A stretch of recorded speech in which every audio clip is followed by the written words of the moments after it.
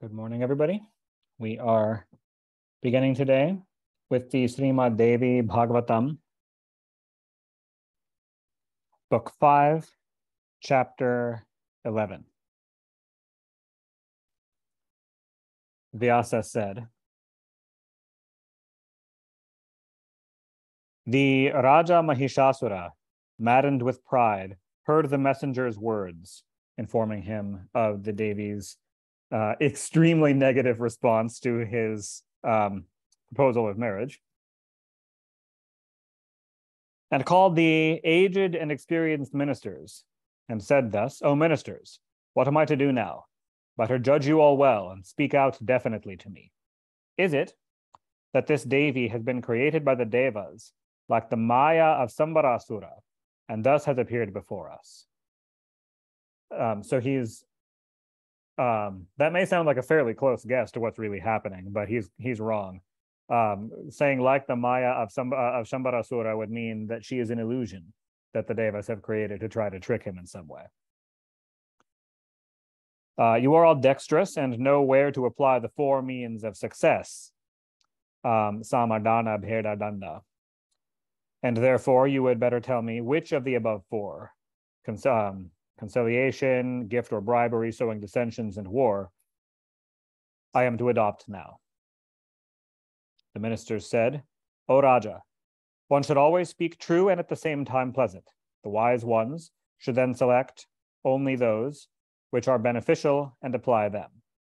O Raja, as a medicine, though bitter, cures diseases, so true words, though appearing unpleasant, lead to beneficial results. Those that are simply pleasant, but not true, are generally injurious as to their effects. O Lord of the earth, the bearers and approvers of truth both are very rare. Truth speakers are also very difficult to be found. Laudatory sycophancy is found in a great measure in this world. O Raja, nobody in the three worlds knows what will be good or what will lead to inauspicious results. How can we then definitely pronounce our judgments in this difficult matter?" The Raja said, "Let each of you say separately, according to his own intellect, what is his opinion. I will hear them all and consider for myself. Clever persons should hear the opinions of several persons, then judge for himself what is the best, and then adopt that as what is to be done." Vyasa said, hearing his words, the powerful Virupaksha came out foremost of all and began to say pleasant words to the Raja. "O Raja," said the Asura Virupaksha, "please take for certain what has been spoken by that ordinary woman swelled with vanity as words simply to scare you. The efforts and courage of a woman are known to all. Who will be afraid, therefore, to hear abusive language from a woman praising her own self in matters of warfare? O Raja, you have conquered the three worlds by your own heroic valor. Now, if you acknowledge your inferiority out of fear to a woman, you would be subject to great disgrace in this world. Therefore, O Raja, I will go alone to fight with Chandika, and I will kill her. You can stay here now without any fear. O Raja, see my prowess. I will go just now with my army, and I will kill that violent Chandika maddened with pride, or I will tie her down by a coil of snakes and bring her before you. Then that lady, seeing herself helpless, will become quite submissive to you. There is no doubt in this." Vyasa said, hearing these words of Virupaksha, the next Asura minister in order, Durdhara, said, "O Raja, Virupaksha is very intelligent. What he has said just now is all reasonable and true. O Raja, you are intelligent. Hear my words, full of truth also. As far as I think, I consider that woman with beautiful teeth as passionate. For that woman of broad hips has expressed a desire to bring you under control by making you fearful. Mistresses proud of their beauty generally use such words when they become passionate. When they behave in this way, people call these amorous gestures. These crooked words of mistresses are chief causes in attracting dear persons unto them. Those who are skilled in the art of love affairs, some of them can know these things thoroughly well. O Raja, that woman has said, 'I will pierce and kill you by arrows face to face on the battlefield,' but the sense of this is different. The wise persons declare, the wise persons that are clever and experienced in the art of finding out the cause behind words declare that the above sentence is pregnant with deep and esoteric meaning. You can easily see that the handsome women have no other arrows with them. Their sidelong glances are their arrows, and their words carry their hidden meanings, and expressing their desires are their flowers. O Raja, Brahma, Vishnu, and Mahesha even have no powers to shoot arrows at you. How can then that helpless woman, who appears so passionate, shoot real arrows at you? O Raja, that lady said, O stupid one, I will kill your king by my arrow-like eyesight. But the messenger was wanting in the power to appreciate, so he no doubt understood her words in their contrary, literal sense. The saying of that lady, I will lay your lord on the deathbed in the battlefield, is to be taken in the light of inverted sexual intercourse, where the woman is atop the man. Her utterance, I will take away the vitality of your lord, is also significant, for the semen virile is known as the vitality of a man. Therefore, the above expression means that she will make you devoid of your virility by extracting your semen. There can be no other meaning. O Raja, those women that are excellent show by too much of their covert expressions and innuendos that they select and very much like their beloved. The experts only in these amorous affairs will be able to appreciate these things. Knowing thus, dealings ought to be made with her so that harmony and amorous sentiments be not broken.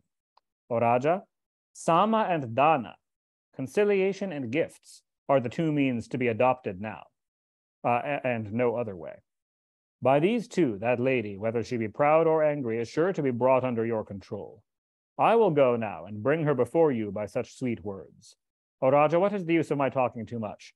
I will make her as submissive to you as a slave girl. Vyasa said, hearing these words of Durdhara, the Danava Tamra, who was very experienced in finding out the real nature of things, said, I am telling you what is sanctioned by virtue and is at the same time full of sweet and amorous feelings, pregnant with deep meanings. Kindly hear. O giver of honor, this intelligent woman is not at all passionate nor devoted to you, nor has that woman used any such covert expressions to you. O great hero, this is strange indeed, that a lady, beautiful and handsome and of strange features, at the same time alone and helpless, has come here to fight. A good-looking woman, powerful, having 18 hands, has never been heard of nor ever seen by me in these three worlds.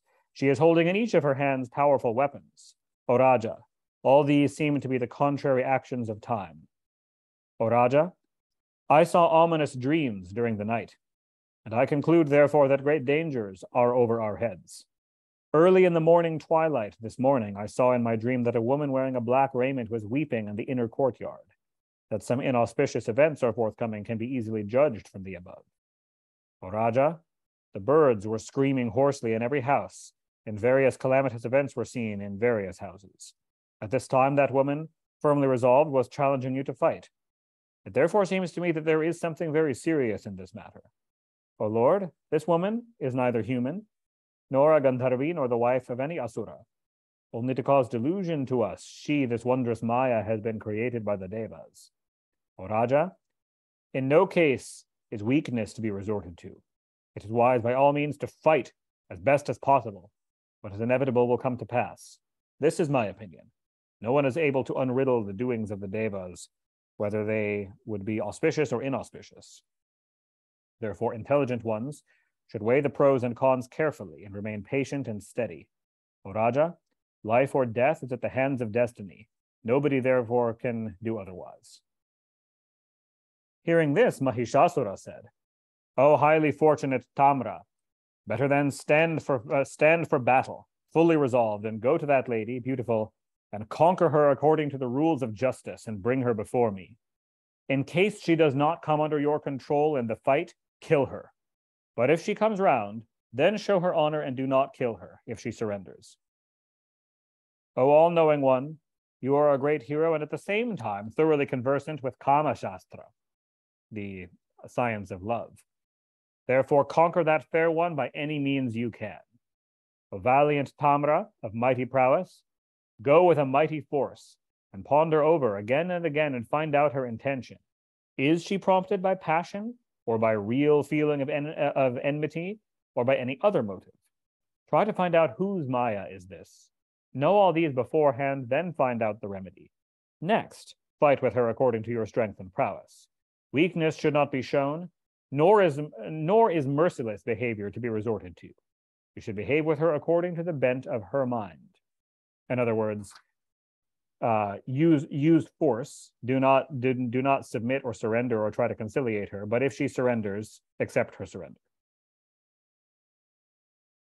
Vyasa said, O Raja, thus hearing the king's words, Tamra, coming as if under the sway of death, saluted the Raja Mahisha and marched away with his army.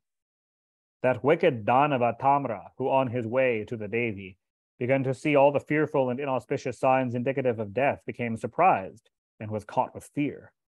When he arrived at the spot, he saw the Devi standing on a lion, while she was decorated with all weapons and instruments, and all the devas were chanting hymns to her. Tamra then bowed down before her with humility and modesty, and addressed her with sweet words according to the rules of the policy of conciliation. O Devi, Mahisha, the lord of the Daityas, has become enchanted on hearing of your beauty and qualifications, and has become desirous to marry you. O beautiful one, you had better be graciously pleased with that conqueror of the immortals, the Mahishasura. O thou of delicate limbs, make him your husband, and enjoy all the exquisite pleasures of the Nandana garden as best you can. The Nandana garden is, of course, the garden of Svargaloka, Indra's garden, which Mahisha has taken over.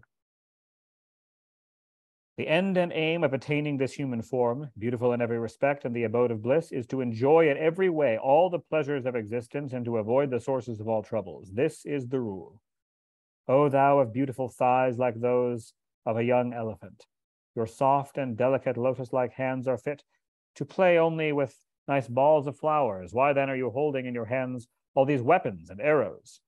What is the use of holding ordinary arrows when those two eyebrows of yours are like bows? What need have you to take ordinary arrows when you are graced with those piercing eyes, your arrows? The war is exceedingly painful in this world. Those who know this ought never to fight. It is only those men that are prompted by greed that fight with each other. What to speak of those sharpened arrows? One ought not to fight with flowers even. O Devi, you can well say who is it that feels pleasure when one's own body is pierced. Therefore, O delicate one, gladly you can worship Mahisha, the Lord of the world, and the object of worship of the Devas and Danavas. He will satisfy all your desires. What more to say? You will no doubt be his queen consort. O Devi, if one tries one's best, it is doubtful whether one would be crowned with success. Therefore, keep this my request. You will surely get all the best pleasures. O beautiful one, you are surely well acquainted with all politics. Therefore, you had better enjoy thoroughly the pleasures of the kingdom for full many years. If you marry Mahisha, you will have beautiful sons, and those sons again will be kings. And enjoying the pleasures of your full-grown womanhood, you will no doubt be happy in your old age. Here ends the 11th chapter of the 5th book on the appearing of the Danava Tamra before the Devi in Srimad Devi Bhagavatam, the Mahapuranam of 18,000 verses by Maharshi Veda Vyasa. Chapter 12. Vyasa said, the world mother, Jagadamba, hearing Tamra's words, spoke, laughing a little, with a deep voice like that of a rumbling thundercloud. O Tamra, go and say to your lord Mahisha, who it seems is stupid, whose end is nigh, who has become very passionate, and who is void of knowledge of what is proper and what is improper. I am not like your grown-up mother, the she-buffalo, having horns, eating grass with a long tail and a big belly. I do not like to have Vishnu, the god Shankara, Brahma, Kubera, Varuna, or Agni. How then can I select a beast? If I do so, I will be an object of much censure among the several worlds. I am not desirous of any husband, of any further husband. My husband is existing already. Though he is the Lord of all, witness of all, yet he is not the actor. He is without any desires, and he is calm and tranquil. He, the Shiva, is devoid of any prakritic gunas, without any attachment, the great infinite, without anyone to rely on, without any refuge, omniscient, omnipresent, the great witness, the full and the seat of the full, the auspicious. He is the abode of all, capable to do all, the peaceful, capable to create everything, and he is seeing everywhere. How can I then leave him and try to serve the dull, stupid Mahisha? Let him come and fight with this understanding. that he will be defeated and be made the conveyance of Yama, the god of death, or the carrier of water of the human beings. In other words, a water buffalo, which is the mount of Yama. And if that impious heretic desires to live, let him fly at once to Patala with all his demon comrades, else I will slay him in battle. See, the combination of similar substances leads to happiness, and if out of ignorance a connection takes place between things entirely different in their natures, it becomes at once the source of all pains and troubles. You are a thorough illiterate when you ask me to worship your Lord. Do you not see me endowed with exquisite beauty? And what is your Mahisha, a buffalo with horns? How can then connection become possible between us? Better fly away or fight if you like. I will kill you and your friends. And if you leave the region of heaven and the share of Yajna, then you will become happy. Vyasa said, O Raja, thus saying, the Devi howled and roared so loudly that it appeared strange and caused a great terror to the Danavas, who took it as the great dissolution of the universe at the end of a kalpa. The earth and the mountains trembled. The wives of the Danavas had miscarriages at that terrific noise. Tamra, hearing that sound, was terrified. His mind became unsteady, and he at once fled back to Mahisha. O Raja, the Danavas present in the city, the occupied city of Amaravati, became deaf. They fled and became very anxious and were absorbed in the thought whence and how that sound came. The lion, too, enraged and raising up its mane bristling, roared so loud that the Daityas became very terrified. Mahisha, too, became confounded to see Tamra returning.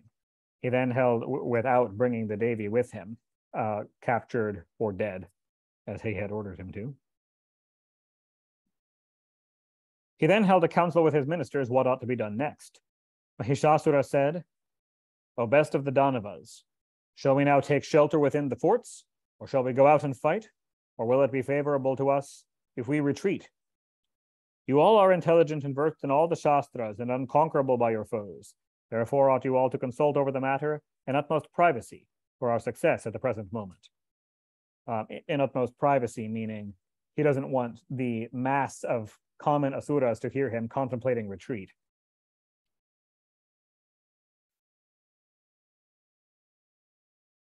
The root of kingdom, or rajya, lies in the council in the secret place of the cabinet and statesmanship.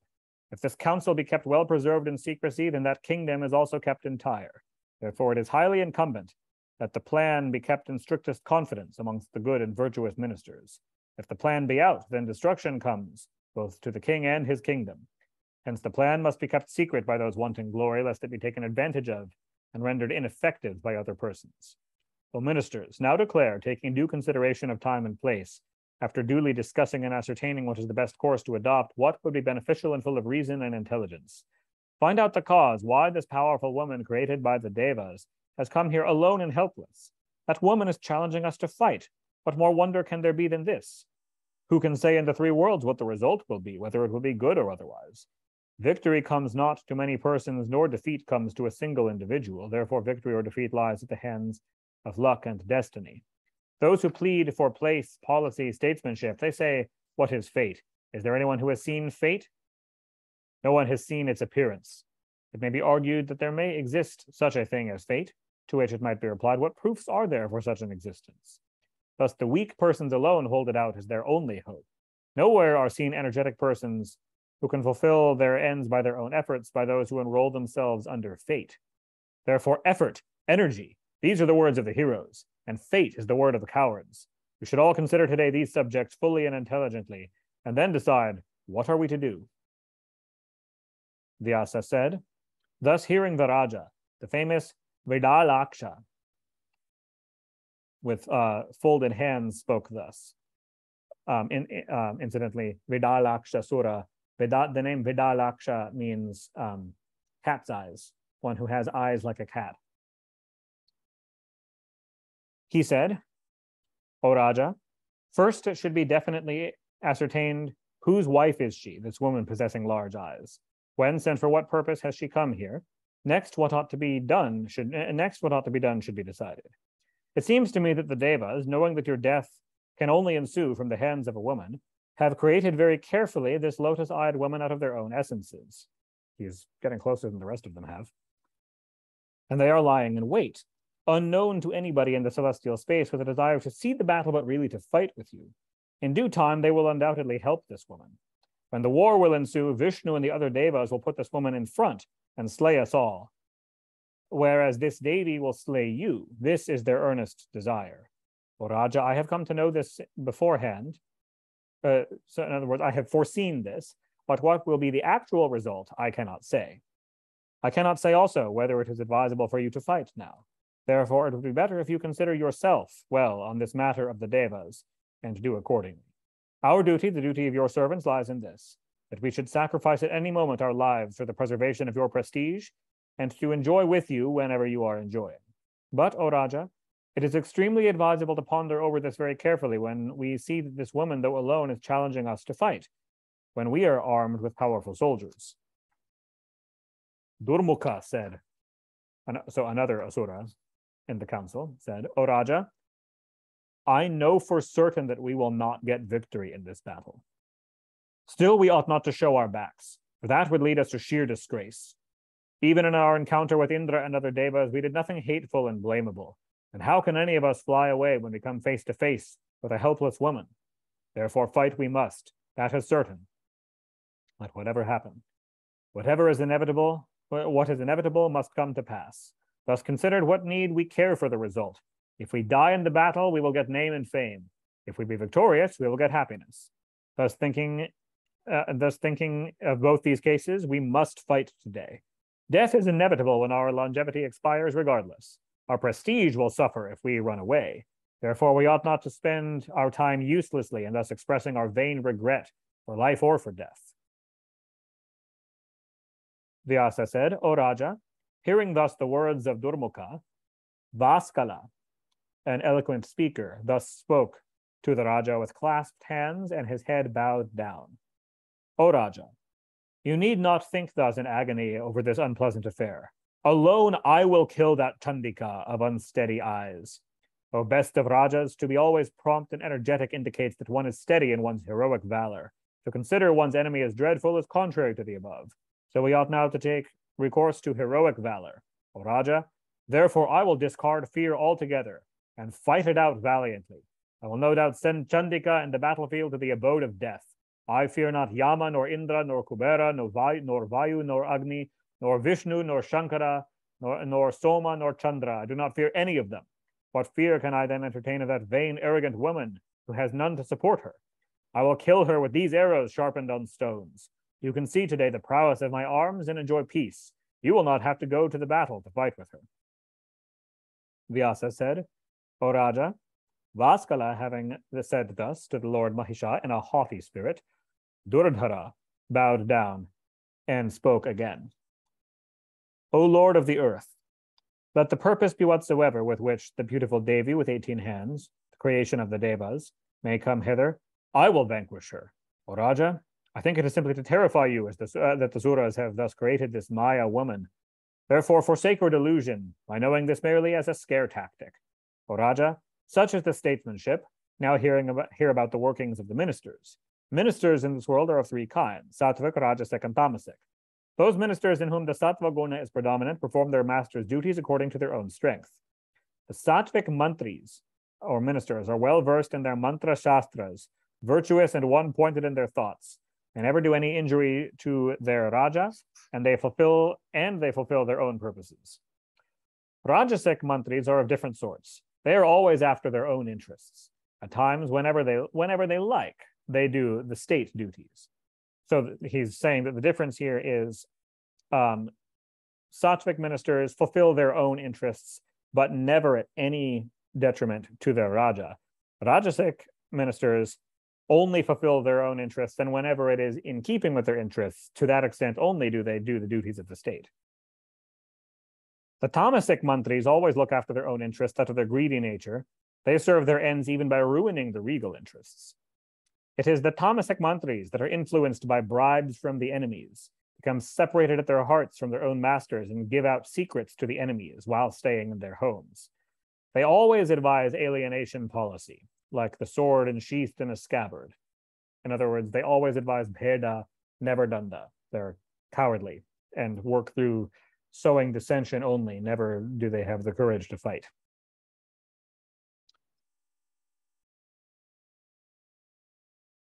And when the time of war comes, they always frighten their masters, since they are so unreliable. Therefore, O Raja, never put your trust on such ministers. If you do so, they will always hinder you in your actions and counsels. What harm cannot be done by those ministers that are treacherous, greedy, deceitful, and void of any intelligence, always addicted to vicious acts? When are they to be always addicted to vicious acts when they are trusted? Therefore, O Raja, I will go myself to the battle and serve your purpose. You need not be at all anxious in this matter. I will soon bring before you that vicious woman. I will do your actions by my own strength and powers. But you be calm and look at my strength, fortitude, and valor. And here ends the 12th chapter of the 5th book on the holding of council by Mahishasura in Srimad Devi Bhagavatam, the Mahapuranam of 18,000 verses by Maharishi Vedavyasa. Chapter 13. Vyasa said, O Raja, so after all of this debate, what ended up happening is the two powerful Danavas, Vaskala and Durmukha, well-versed in arts of warfare, went out for battle, maddened with their prowess. These two Danavas, elated with vanity, went to the battlefield and began to address the Devi in voices deep as the rumbling of a cloud. O beautiful Devi, you better choose to worship the Lord of the Daityas, that high-souled Mahishasura who has conquered all the Devas. He will come before you in privacy, in a human shape, with all auspicious signs and adorned with beautiful ornaments. O sweet smiling one, better place your highest feelings of love on the lovely Mahisha as your husband, and you will get all the pleasures of the three worlds as you desire. O sweet speaking one, in short, if you select him as your husband, you will be the mistress of those incomparable worldly happinesses that women always aspire to. Hearing thus the words of Vaskala and Durmukha, the Devi said, O stupid ones, do you think me as deluded by passion? Do I not possess strength and intelligence? I will worship this hypocrite, Mahisha, as my husband.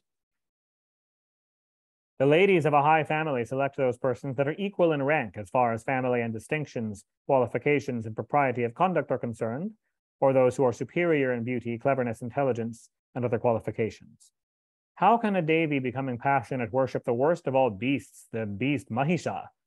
O two Asuras, go you immediately back to your king Mahisha, resembling in his body like an elephant and having a pair of horns, and tell him, go either to Patala or come and fight with me.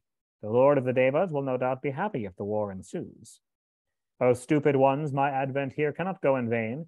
I will easily slay you and then depart. Knowing this, do as you like. O beasts, without conquering me, you would get no shelter either in the heavens or in this earth or in the caves of the mountains. Vyasa said, hearing thus, the two powerful Daityas, with eyes reddened with anger, firmly resolved to fight and took bows and arrows in their hands. So for once, that now multiple times, Asuras have come out and spoken to her and were afraid of her when they were face to face and ran back to their court. This time they actually attack her. O descendant of Kuru, the Devi then made a terrible noise and fearlessly stood before them. The two Danavas began to shoot dreadful arrows at her. For the victory of the Devas, the Devi also began to hurl arrows after arrows on the two Danavas, emitting a sweet sound. Vaskala first came forward with no delay, and Durmukha stood aloof there, simply as a witness. The terrible fight then ensued between the Devi and Vaskala. Arrows, swords, and weapons were seen shining in the air and raised terror to those that were dull in intellect. Then the mother of the universe, seeing Vaskala growing turbulent, shot at him 5 arrows sharpened on stones. The Danava cut down the arrows of the Devi and hurled 7 weapons at her seated on her lion. The Devi cut down the Danava's arrows and shot at that hypocrite sharpened arrows and began to laugh frequently. She again cut down her arrows with Ardha Chandrastra, the half-moon weapon. Vaskala then pursued the Devi with a club in his hands to slay her. Seeing the arrogant Danava with a club in her hands, Chandika Devi struck him down to the ground with her own club. The very powerful Vaskala fell down on the ground, but rose up again within a very short time, and hurled again on the Devi his club. Seeing him again attacking her, the Devi got angry and pierced him with her trident. Vaskala fell down thus pierced and died. Vaskala falling thus dead on the field, the soldiers of the wicked demon routed, whereas the Devas became glad and repeatedly shouted aloud, "Victory to the Devi."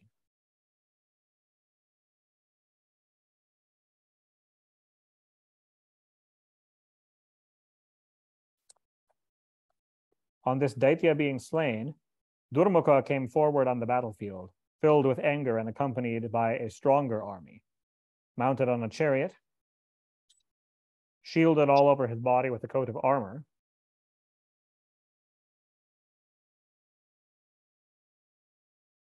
Durmukha came before the Devi, shouting all along, "Wait, wait, O you weak woman," and with bows and arrows in his hands. The Devi blew her conch shell and made sounds by stretching her bow in order to make the Danava infuriated with anger as a challenge to him. The Asura then began to shoot sharp arrows after arrows like poisonous snakes. The Mahamaya, by her own arrows, cut down those of her enemy and began to shout loudly. The fight then raged furiously when both parties began to use arrows, shaktis, clubs, mushalas, and tomaras.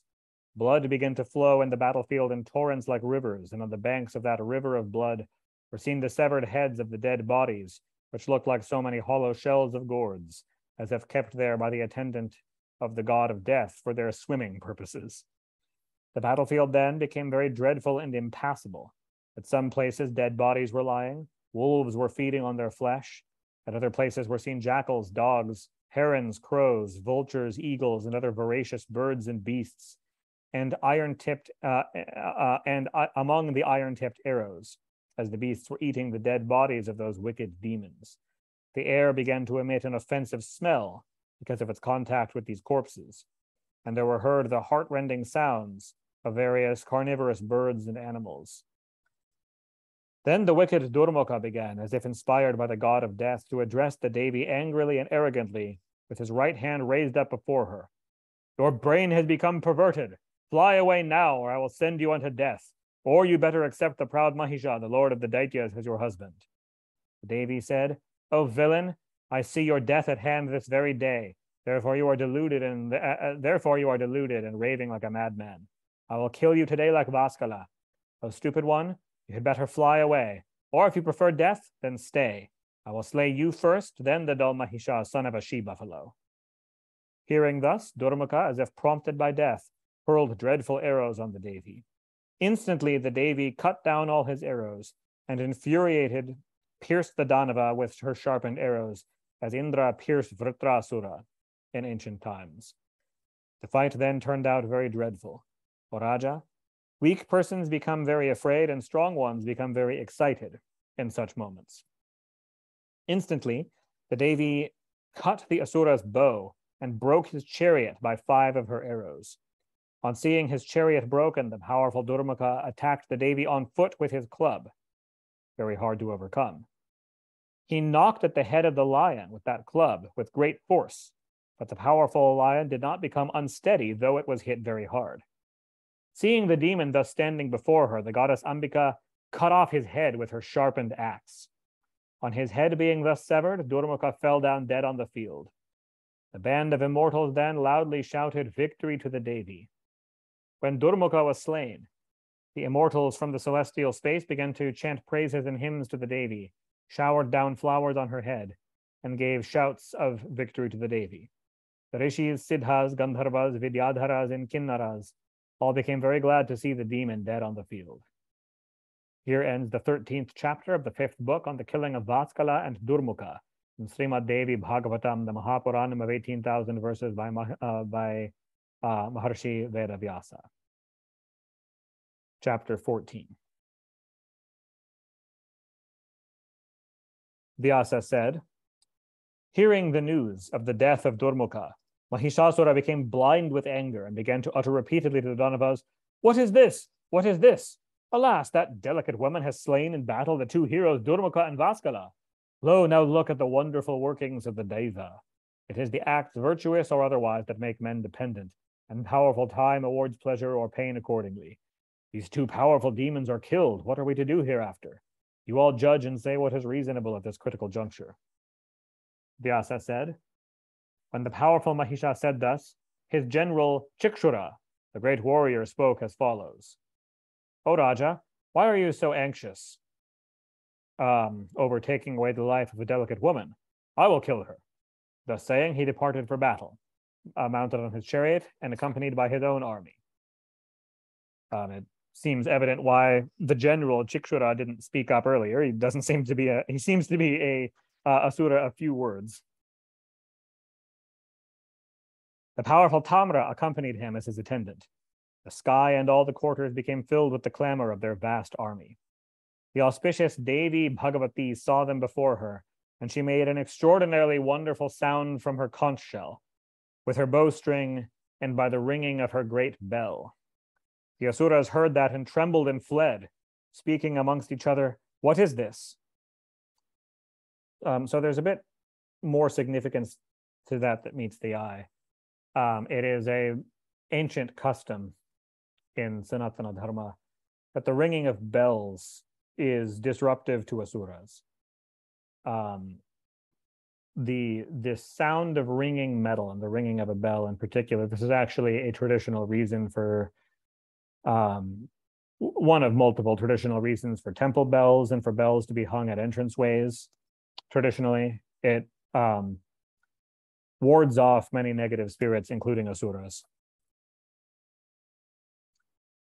which is why one of the Devi's main weapons against them is a bell. So when they hear the ringing of her bell, they trembled and fled. The Chikshuraksha,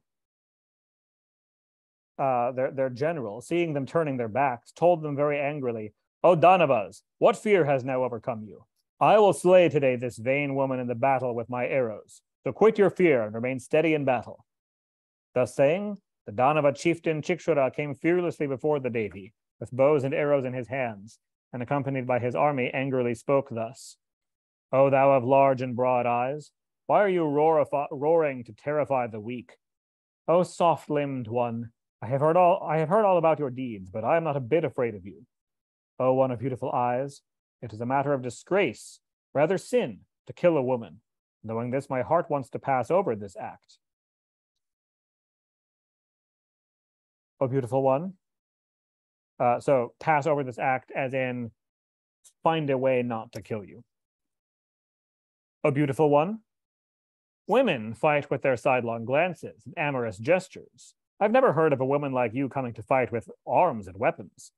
Even the delicate flowers like malati cause pain on the bodies of beautiful women like you, so it is not advisable to fight against you with flowers even, what to speak of sharpened arrows. Fie on those who spend their lives according to the Kshatriya Dharma. Oh, who can praise that Dharma which allows this dear body of ours to be pierced by sharp arrows? This dear body is nourished by sweet food, by being smeared with oil, by smelling the scents of beautiful flowers. Ought then one to destroy it by arrows from an enemy?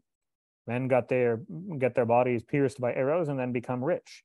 Now, is it possible for the riches to give pleasure afterwards when they cause such pains in the beginning? Even if it be so, fie on those riches. Oh, beautiful one, it seems you are not intelligent. Why have you desired to fight instead of to enjoy sexual pleasures? Oh, beautiful one, what merits have you found in battle that you have chosen it? When you see the action of the axes and spears striking each other with clubs and hurling of sharpened arrows and weapons, and where when death comes, jackals come and feed upon the dead bodies, what merits have you been able to trace out in these things? It is only cunning poets that praise these things. They say that those who die in battle go to heaven. Oh, beautiful one, those sayings are no doubt mere flatteries.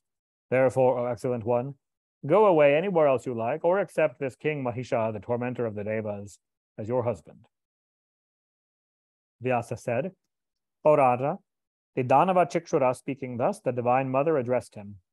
O stupid one, why are you speaking false words having no significance, like a literary man giving out mere words only? You do not know anything of politics, ethics, metaphysics. You serve the illiterate and stupid. Therefore, you are also a first-class illiterate. You do not know what are the royal duties, then what are you speaking before me? I will kill that Mahishasura in battle, make the soil muddy with his blood, thus establish firmly my pillar of fame, and then go happily back to my abode. Surely will I slay that vain and vicious demon tormentor of the Devas.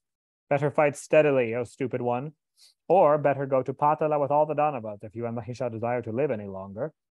If you like to go into death, then be ready and fight without any further delay. I will slay you all. This is my firm resolve.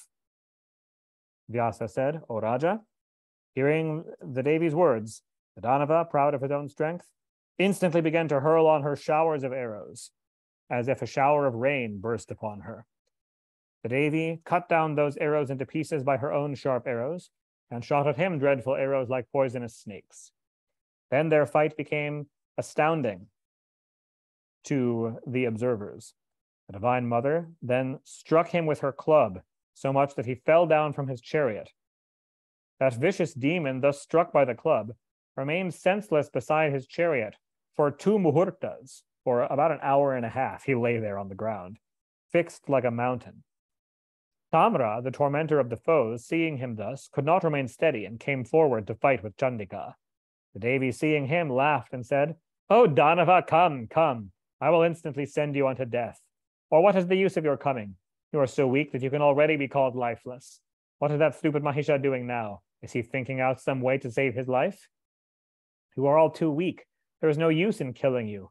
All my labors will go in vain if that wicked Mahisha, the enemy of the gods, be not slain. Therefore do you go to your home and send out your king Mahisha. I am staying here in that form in which that wicked one likes very much to see me." Hearing her words, Tamra became very angry, and drawing his bow up to his ear, began to hurl arrows after arrows on Chandika Devi. The Bhagavati too had her eyes red with anger, and drawing her bow, began to shoot arrows quickly at the demon, wishing to kill this enemy of the Devas as early as possible. In the meanwhile, Chikshura regained his senses after about an hour and a half, and taking up again his bow in a moment, came before the Devi. Then Chikshura and Tamra, the 2 valiant warriors, began to simultaneously fight dreadfully with the Devi. Mahamaya then became very angry and began to hurl arrows after arrows so incessantly that all the armors of the Danavas became pierced and were cut to pieces. The Asuras, thus pierced by arrows, became infuriated and hurled angrily a network of arrows upon the Devi. The Danavas, thus struck with sharp arrows and filled with cuts and wounds, looked like red kimshuka flowers in the spring. The fight then grew so severe between Tamra and Bhagavati that the Rishis and the Devas were all struck with wonder. Tamra struck the head of the lion with his dreadful hard mushala club made of iron, and laughed and shouted aloud. Seeing him thus vociferating, the Devi became angry and cut off his head by her sharp axes in no time. The head being thus severed from the body, Tamra, though headless, for a moment turned round his mushala, or so he drew back, even with his head off, he drew back his club as if for one more blow, but then he fell down on the ground. The powerful Chikshura, seeing Tamra thus falling down, instantly took up his axe and ran after Chandika. Seeing Chikshura with axe in his hand, the Bhagavati quickly shot at him 5 arrows. With one, his axe was cut down. With the second arrow, his hands were cut. And with the remaining, one or more of the remaining 3 severed his head from his body. Thus, when the 2 cruel warriors were slain, their soldiers soon fled away in terror in all directions. The Devas were exceedingly glad at their downfall, and gladly showered flowers from the sky and uttered shouts of victory to the Devi. The Rishis, Gandharvas, the Vetalas, the Siddhas, and the Charanas were all very glad and began to utter repeatedly, "O goddess, victory, victory be yours." And here ends the 14th chapter of the 5th skandha on the killing of Tamra and Chikshura Suras in Srimad Devi Bhagavatam, the Mahapuranam of 18,000 verses by Maharshi Veda Vyasa. Chapter 15. Vyasa said, "O Raja, hearing the 2 asuras slain by the Devi, Mahishasura became very amazed and sent the powerful Asiloma and Vidalaksha and other Danavas to the battle to kill the Devi. These Danavas, all very skilled in the art of warfare, marched out for battle, fully equipped with weapons and clad in armor and well attended by a vast army. They arrived there and saw the Divine Mother with 18 hands, taking her stand on a lion, with axes and shields in her hands. The calm-tempered Asiloma appeared before the Devi, ready to kill the Daityas, saluted her, and smilingly said, "O Devi, why have you come here, and for what are you killing these faultless Daityas? O beautiful one, tell all these to me truly. We will make a treaty with you. Take gold, jewels, pearls, and any other excellent things that you like, and retire from the field as early as possible. Why do you like this warfare, tending to increase misery? Wise persons say that it leads to the destruction of all happiness. Your body is very delicate. It cannot bear the stroke of flowers even. And why are you suffering the stroke of weapons on your body? I am very much puzzled to think of this thing. See, cleverness is judged when peace is the result thereof, for it leads always to happiness. And why do you like to fight, which will lead only to pain and suffering? Happiness is to be had, and pain is to be avoided. This is the rule. O Devi, happiness is again of two kinds, permanent and transitory. The pleasure that comes out of the knowledge of Atmajnana, the knowledge of the self, is permanent, and that which is derived from enjoyments of external things is transitory. These who know truly the Veda Shastra avoid this transitory pleasure of enjoyments. If you follow the opinion of the Mimamsakas and do not believe in the existence of future births, even then you ought not to fight. When you have got this youthful age, you ought to enjoy the excellent pleasures in this world. O one of a lean stomach, if you doubt the existence of the other worlds after death, even then you ought to desert from fighting and perform in this life such actions as will lead you to the attainment of heavens. This fully developed womanhood is transient. Knowing this, do virtuous actions always. Wise ones always avoid tormenting others. Thus one ought to perform things not contradictory to dharma, artha, and kama. Therefore, O auspicious one, do you also virtuous things always. O mother, why are you killing these daityas without any cause? There is again the feeling of mercy. The lives again of all are dependent on truth. Therefore, the sages always preserve piety, mercy, and truth. O beautiful one, then what is the use in your killing these asuras? Please say explicitly on this point. The Devi said, O powerful one, hear why I have come here and why I am killing the daityas. I shall answer your questions on the above points. O Asura, I, though merely a spectator, always go about all over the worlds, seeing the justices and injustices done by the several souls there. Never do I possess any desire of enjoyment, nor have I greed for anything, nor have I enmity with any creature. Only to preserve the virtue and dharma, and to keep up the righteous, do I roam over the worlds. This is my vow, and I always adhere to it. To preserve the good and to put down the evildoers is my duty. Many avatars are to take their incarnations, cycles after cycles, to preserve the Vedas. Therefore, I incarnate myself in yugas after yugas. Now the wicked Mahisha is ready to destroy the Devas. Seeing this, I have come here to kill him. I tell you verily that I will slay that vicious, powerful Mahishasura, the enemy of the gods. Knowing this, you may remain or depart as you desire. Or you can go to Mahisha, that impious son of a she-buffalo, and say, what is the use in sending other asuras to the battle? He can come himself and fight. If your king likes to make a treaty, let him cease his enmity with the Devas and go down to the Patala. Let him return to the Devas whatever he has taken perforce from them, and go to the Patala where Prahlada is residing. Vyasa said, O Raja, hearing thus the Devi's words, Asiloma asked gladly before the Devi to the powerful Asura Vedalakya. Well, Vedalakya, you have heard just now all the Devi has said. Now are we to observe a treaty or declare war? What are we to do under the circumstances? Vedalaksha said, our Raja knows full well that his death will certainly take place in a battle with a woman. Knowing this, he is not willing to make peace. Even knowing this, he is not willing to make peace out of his egoism and vanity. He is seeing before him each day the deaths of the Danavas, and still he has sent us to battle. Who can overcome destiny? The duty of a servant is a very difficult one. Will have to be always submissive and obedient, without caring the least for his own self-respect, just as the dancing dolls are completely under the hands of the actors, and their movements vary according to the pulling of the strings employed in making them dance. How can we then go to our master and say such hard words as that he would give away to the Devas all the gems and jewels and go down to Patala with the other Danavas? One considers it one's duty to speak pleasant words, though they be untrue. For true words, when true words cannot be beneficial. True and at the same time beneficial words are very rare in this world. In such critical cases, one ought to remain silent. Especially heroes ought never to excite their kings by useless words. This is the essence of politics. We should never go and advise our king with eagerness what is best, or to ask advice from him about such things, the king would then certainly be very angry with us. Therefore, we ought to do our duties as the king has ordered, even if our lives be at stake, to consider our lives as nothing, and to fight for our king, or what are best for us. Vyasa said, O Raja, thus thinking, these two heroes then donned their coats of armor, mounted on their chariots, and with bows and arrows in their hands, became ready for a fight. First, Vedalakya shot 7 arrows. The great warrior Asiloma stood aloof at a distance as a mere witness. The Divine Mother cut down those arrows with her own, no sooner had they reached her, and then shot at Vedalakya 3 arrows sharpened on stones. The demon Vedalakya fell senseless by these arrows on the battlefield, and after a short while died, as if ordained by fate.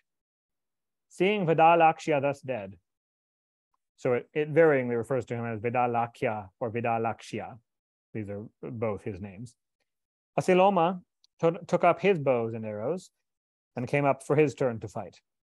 The hero then, raising his left hand, said briefly thus, O Devi, I know that death is inevitable to the Danavas. Still, I am ready to fight, for I am dependent, and Mahisha is a very dull intellect.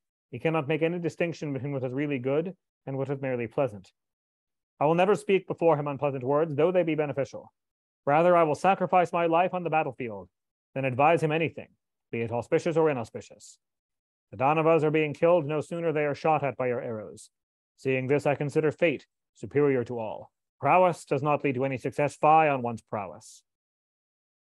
Thus saying, that Asura began to shower arrows after arrows on the Devi. The Devi too cut them to pieces with her own arrows before they reached her, and becoming angry, soon pierced him with arrows. The Devas witnessed this sight from above. The body of the Asura was covered with wounds and cuts. Blood began to flow from them, and he consequently began to shine like the jovial Kimshuka tree, which covered in a bloom of red flowers. Asiloma then lifted aloft his heavy iron club and ran after Chandika and hurt her lion on his head with anger. Not caring at all about the severe stroke of the club inflicted by that powerful Asura, the lion tore his arms asunder with his claws. Then that dreadful Asura leapt with club in his hand and got up to the shoulder of the lion and hit the Devi herself very hard. O Raja, the Devi then baffled the hit. In other words, sort of turned it aside so it glanced off of her, and cut off the demon's head with her sharp axe. His head being thus severed, the demon fell to the ground with great force. Seeing this, a general cry of distress arose among his soldiers. The Devas shouted aloud victory to the Devi and chanted hymns to her. The drums of the Devas resounded, and the Gandharvas began to dance in great joy. Seeing these two demons thus lying dead on the battlefield, the lion killed some of the remaining Asura forces by his sheer strength and ate up others, and made the battlefield void of any persons, because everyone else quickly ran away. Some fled away in great distress to Mahishasura. They began to cry aloud, save us, and reported, O Raja, Asiloma and Vedalakshya are both slain, and those soldiers that remained were eaten up by the lion. Thus they told, and plunged their Raja in an ocean of dire distress. Hearing their words, Mahisha became of distracted mind through pain and grief, and began to think over the matter with great anxiety. And here ends the 15th chapter of the 5th book on the slaying of Vedalakshya and Asiloma in Srimad Devi Bhagavatam, the Mahapuranam of 18,000 verses, by Maharishi Veda Vyasa.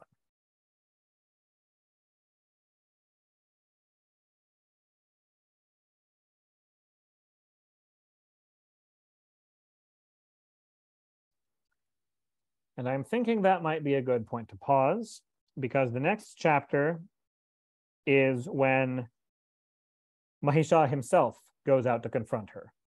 And the next chapter sort of is his first address to her, and then she replies, and so on. So that sort of forms its own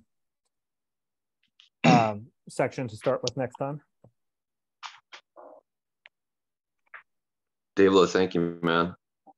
Yeah, thank you all for coming. Thank you so much. Thank you. What was the part about ringing bells, fending off demons? Yeah, that was my own comment. What the text mentions is that one of the main weapons that she wielded against them was a bell. And it mentioned that when she rang this bell, many of the asuras panicked and broke and fled in terror, until their stronger-minded general rallied at least most of them back.